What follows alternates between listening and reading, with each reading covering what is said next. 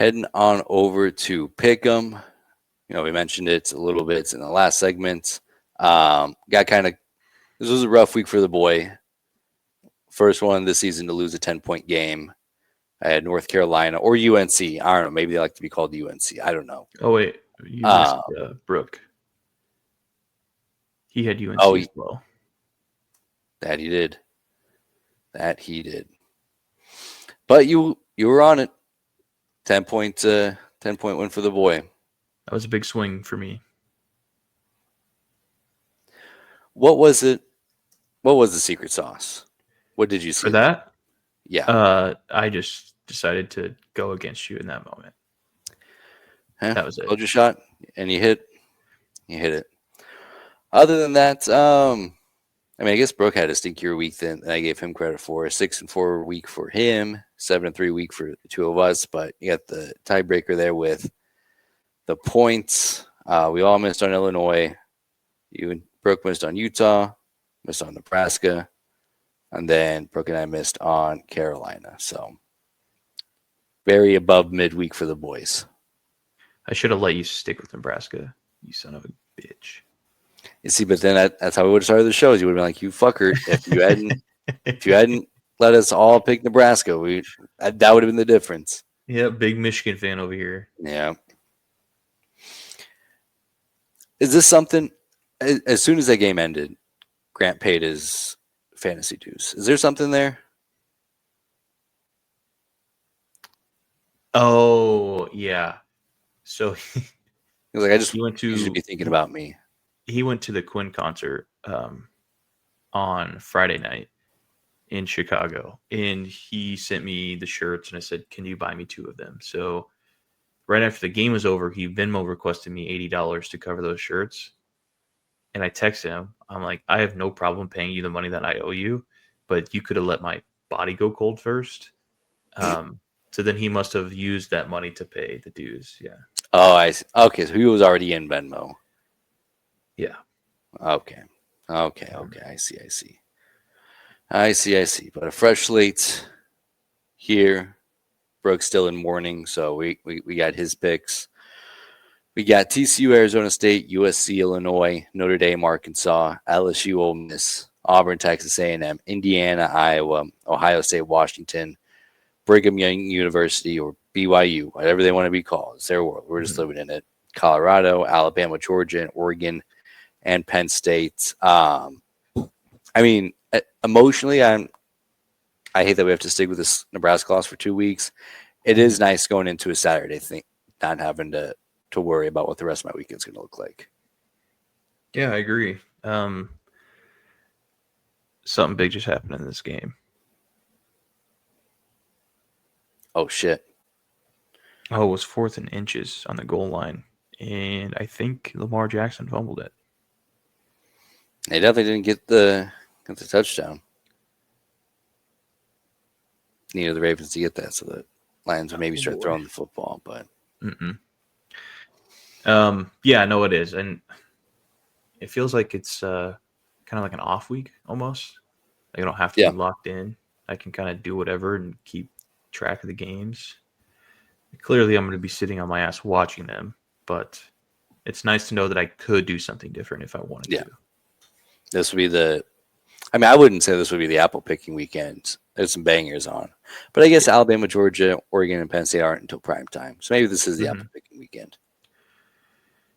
There are some good games on here, though. Yeah.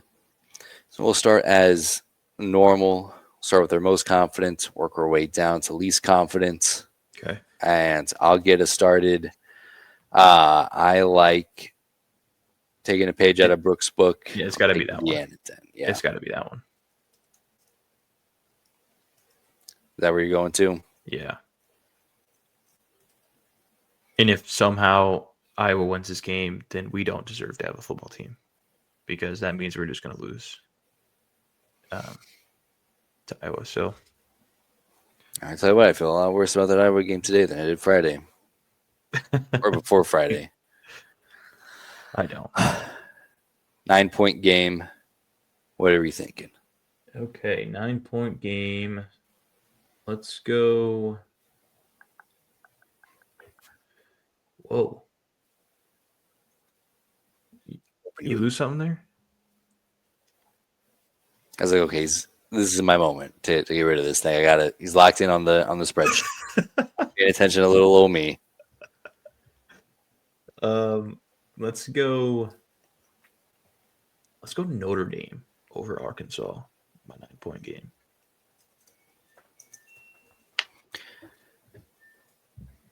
And that was the game I was looking at the beginning of the year. Like, watch out, going to Fayetteville, primetime game, big spot for the Hogs. But now I've seen how the season's played out. I'm like, Notre Dame can't lose this game. Arkansas's already punted on the season. Mm-hmm. So I'm right there with you. I won't take them here, but it won't take long. 9-point game. I'll take Ohio State going on the road to Washington. Sneaky freshman quarterback. That's the most hostile environment he'll be a part of so far. But sneaky. I don't think that this is going to be a game. They were really playing it up during the Nebraska game. Like, oh, this game's super good next week. I'm like, oh, yeah, Washington going to give Ohio State some fits. I will say I am mostly poo-poo about the conference realignment and how it's muddying down college football, but it does set up great matchups like this. Even if it's not a great football game, like the logos, the helmets, those give me dopamine. So this is a win for this whole week. Actually, is a week for the realignment, folks. But that's where we're at. 8-point game. I'll take Notre Dame here. Again, I wish I felt better about Arkansas here, but seeing how the season's played out. But this does feel like that Tennessee game last year where Sam Pittman sneaky puts on a masterclass, pulls off the upset, but I think Notre Dame. Not after last week. Not after that debacle with Memphis. Yeah, that's tough to come back from. Yeah. I'm going to flip-flop with you here. I'm taking Ohio State. And, yep, there it is. That's 2. I thought I would come in fresh because I had to put in Brooks scores here, and that was a tough one. So You're putting I'm up glad that shots was in the off gym. air. Yeah, so I was hoping to come in fresh. I mean, we got through the first few without any major keyboard errors. Yeah, Ohio State giving you fits though. Okay. Next, I will go into. Let's go A&M. Yeah, A&M.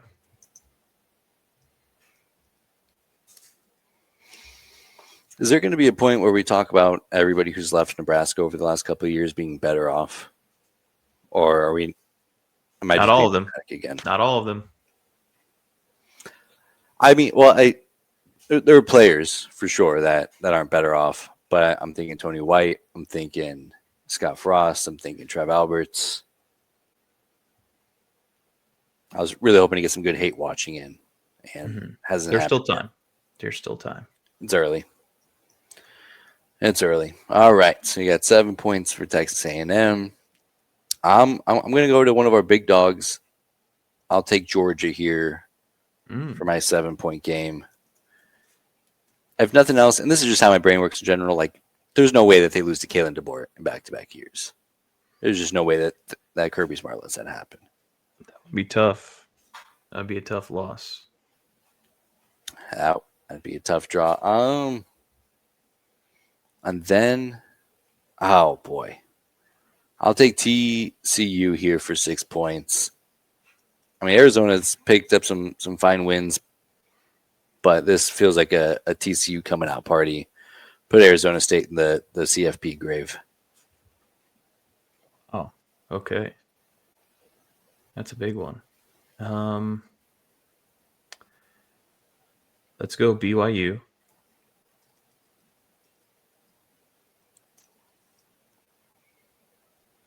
And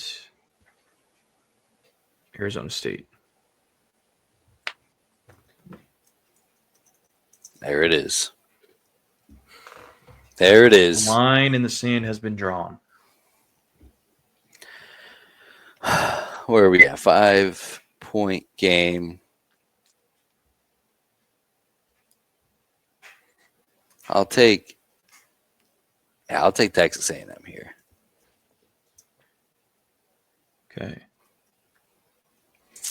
And then this is where I'll pick back up BYU. Okay. BYU, they're Okay. sneaky. Watch out. They are. They are. I'm gonna take. I can see Illinois winning this game. Being at home, got kicked in the face last week, but I think USC is gonna win. So give me USC.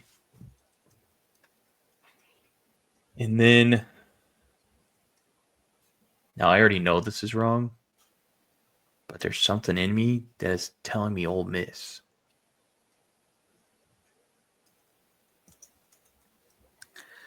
I kind of like Ole Miss too. This feels like the perfect game for That would be my 3-point game, my boy. the curtain to be drawn back a bit about LSU. Yes. Like, oh, maybe they're not a top 5 team actually. Maybe you know what? Maybe it was a little bit fucked up that we ranked them in the top 3 after beating Clemson. Yeah, and it's about time that Lane Kiffin wins one of these damn games. Yeah, this does feel like a Lane Kiffin special. This is the one where like, oh, watch out for Ole Miss, and then they lose a game to like Mississippi State at the end of the year just to fumble away their CFP hopes. Mm-hmm. At home, that helps too. I'll take Illinois here. I'll get frisky. I'll get a little frisky.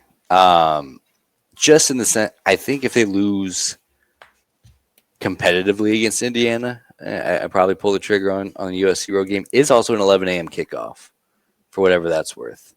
Traveling 2 time zones. That's sneaky. Did not know that. I'm sticking with it though. Locked in. And then here, yeah, I'll take Ole Miss. Yeah, I'll take Ole Miss. And then the big one that we've all put off, Oregon and Penn State. I'm glad you get to go first here because I have no read on this game. Well, first I'm taking Georgia. That too. And then is this a whiteout? It is. Oh, buddy. Give me Penn State. About time. It's just a whiteout. It's a night game. They need to win one of these games to prove to themselves that they can win even a playoff. It's got to be the one or two. It's got to be the one. It's got to be the one, and for that, I'll take it too. I think that they have just the right setup where you keep Dante Moore and those freaks at Oregon off the field. Mm-hmm. Although the thing that makes me nervous is Drew Aller has not looked great so far this year. Yeah, he's not eliciting a whole lot of confidence. I mean, really, it's so funny to see because the top 3 quarterbacks almost unanimously going into the season on any QB ranking or any respectable QB ranking. If anybody had DJ Lagway up there, it doesn't count. But Cade Klubnik, Garrett Nussmeier, and Drew Aller. And I think if you were to re-rank college quarterbacks today, nobody would be in the top 3 of those guys. So I think that's been fun to watch play out. But likely with that running game, I don't think he'll have to do a whole lot. And that defense will probably the best defense that Oregon plays all year. But they can just keep them in check. I mean, this has got to be the one, right? It's got to be. Got to be. But a fresh slate, new points on the board. Pretty in lock with a lot of them. Ole Miss. I mean, Brooke feels a lot better about LSU than anybody else. Indiana's a backbreaker. TCU, Arizona State could be a swinger. What are you looking forward to the most about this weekend, other than not having to sweat watching Nebraska play? This week is going to be a lot of research for me. So USC, Penn State, Iowa. Going to see how those people play, and hopefully they play bad, so I feel better. but odds are they will not. So there we go. And last thing, before we sign off, we'll update our Nebraska pick'ems. So we got some licks to take on our ends. Or I guess we all thought maybe Brooke had switched his, but we all lost on Nebraska, as we'll do every week. Brooke already used his, but I'll give you the opportunity to open your picks back up and make some changes if you want to. I'll start with this. I'm not doing it just because it doesn't seem like it makes a whole lot of sense going into a bye week. And I'm still very emotional because I'm looking at this now and I'm like, okay, well, Iowa. Okay, well, USC. Okay, well, that road trip to Maryland and Minnesota. That looks yucky. Michigan State. I mean, I'd probably have Nebraska going 6-6 if I opened it up again. But I'm going to let it simmer down. Would you like to open it back up and make some changes? I would not. I concur. All right. Well, that's all that I had. Any final thoughts on college football, on life, any philosophy? Sports are stupid. Save yourself the heartache and just do the dumb activities that your wife wants to do on the weekends.